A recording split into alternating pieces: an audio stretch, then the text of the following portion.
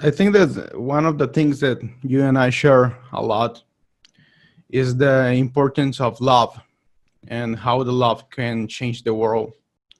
And thinking about that, I one of the things that I was very impressed when I met you is about your leadership and your dreams. One of the things that you share from the beginning of the things, and one of the things that you had in your thoughts from a long time ago, is why is a why is poverty in the world? So I would like to ask you: is Prospera is a solution for poverty, or what is Prospera in your own words? Yes. Well, I think the name kind of gives it away. As I mentioned earlier, I was born and raised in Venezuela, where poverty was all around me. And I did start thinking about the problem of poverty and therefore trying to find a solution to poverty.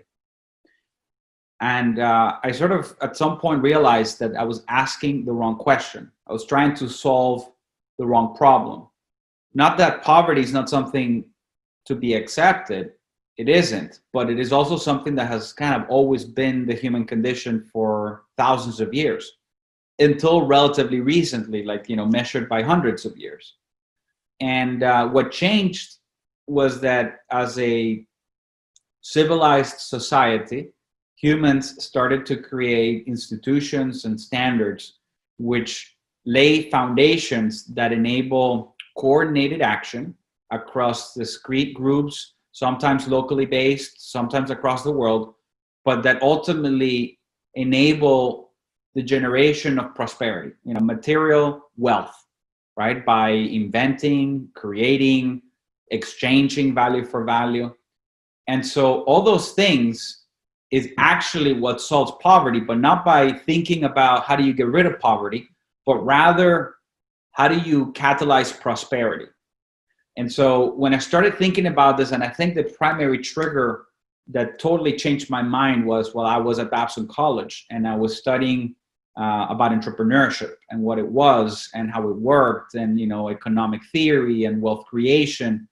And I got that there was a key distinction between just assuming that material wealth was there and then finding better ways to distribute it, so that those that didn't have enough had more, and realizing that that's called redistribution, and it's got a fundamental flaw, which is it kind of assumes that material wealth is there. And that is a completely baseless assumption. That's not been the case ever in history of humankind. Material wealth is not just there. It needs to be created by concerted effort, a lot of mental effort, through coordinated action of humans, not just some being, not like the air or animals, like humans thinking and collaborating creates wealth. That's step one. How that wealth gets distributed matters, but anything that starts assuming wealth is there and you're going to forcefully redistribute it to the hands of those that need it most, it's dead on day one, because you fail to realize that it first has to be created. So Prosper is about creating the conditions for wealth to be created maximally and in the best distributed fashion, which in my mind has to do with merit and hard work. And that is a decentralized process that nobody really has the capacity nor the moral authority to by finger point to who deserves more. Each individual creates based on his or her efforts what they deserve. And so Prosper is about creating the conditions for anybody without preference to the family you're born into or the relationships you develop, or, and especially not how much physical force you're willing to employ to extract by force value from others.